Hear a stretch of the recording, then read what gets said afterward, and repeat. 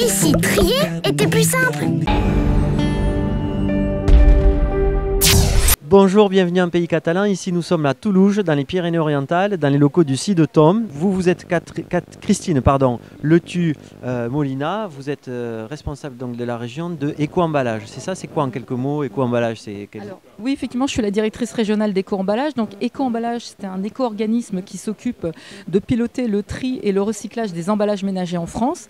Et donc, je couvre les territoires de Languedoc-Roussillon, PACA et Corse. Désormais, à partir du 1er octobre, tous les habitants du département des Pyrénées-Orientales pourront trier tous les emballages, y compris tous les emballages plastiques.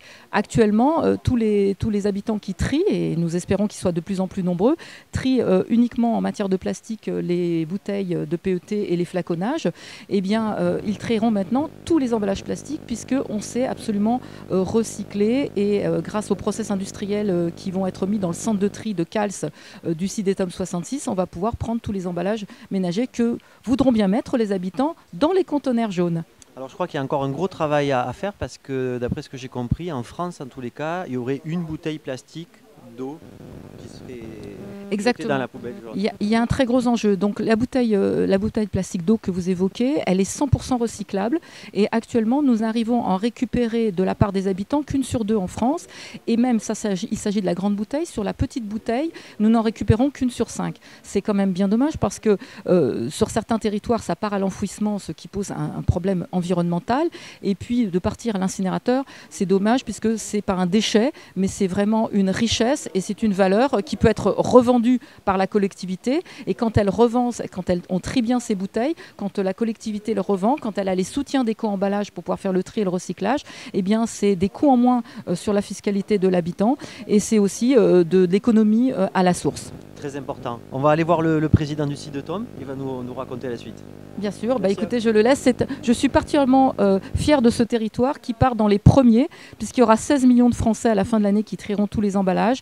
Et là, les 450 000 habitants de ce département peuvent être fiers de participer à ce grand défi. C'est vrai qu'on a la chance d'avoir le CIDETOM 66 ici qui fait un excellent travail.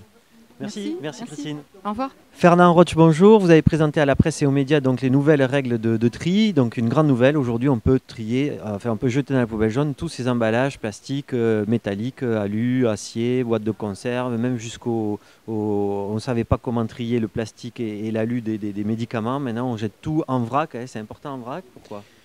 C'est important en vrac parce que la machine à trier, le trommel ne sait pas faire la différence. Donc surtout ne pas mettre dans un sac plastique fermé et ne pas mettre dans un carton. Il faut mettre tous les produits recyclables en vrac. Très bien. Alors aujourd'hui on peut jeter tous les plastiques, mais pas au pied de chaises en plastique. Non. Je répète, ce sont les emballages ménagers. Les emballages ménagers qui sont dans une cuisine ou dans une salle de bain. Tout est recyclable. Aujourd'hui, plus de problème. Il ne faut pas se poser de problème. Ça, est-ce que je le mets dans le conteneur jaune? Ça, je le mets dans la poubelle à incinération. Non, tout dans le même... tous les emballages ménagers recyclables sont recyclables. Mais pas, par exemple, une chaise en plastique. Il n'est pas question de mettre une chaise en plastique dans le conteneur jaune. Alors justement, vous avez élaboré ce disque qui est magnétique, je crois, ou pas? Oui, il est magnétique. On peut le coller contre le réfrigérateur. Oui. C'est beaucoup plus pratique que la feuille qu'on avait à l'époque. Ah oui, et puis il est très didactique.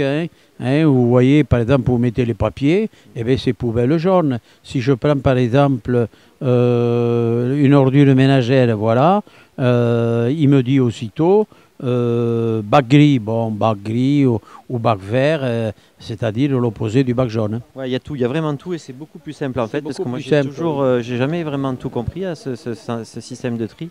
Là c'est très clair. C'est très clair, oui. Bon. Bah écoutez, on va vous suivre, on va diffuser petit à petit des infos sur comment ça se passe, en tout cas chez nous au Journal Catalan. Merci Président. C'est moi qui vous remercie. Bravo pour cette avancée. Merci. Une petite chose encore quand même. Il faut dire que le CIDETOM 66, c'est une expérience qui existe au niveau local, ça n'existe pas dans tous les départements. Non, nous avons été choisis par Éco-Emballage pour mener à bien cette expérience.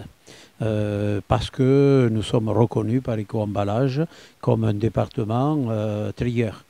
Depuis de nombreuses années, nous sommes classés numéro 2 au point de vue des départements trieurs. On peut dire que les Catalans sont des pionniers dans le tri Oui, ça peut paraître bizarre. On dit beaucoup de choses sur les Catalans, mais les Catalans, quand on leur dit de trier, quand on leur explique, eh bien, ils ont la volonté et ils le font d'une façon remarquable. Bon, il faut dire que c'est un peu aussi grâce à vous quand même, parce que quand je vois tout le travail que vous faites, le travail de Vincent, la com, Pujol... C'est vrai.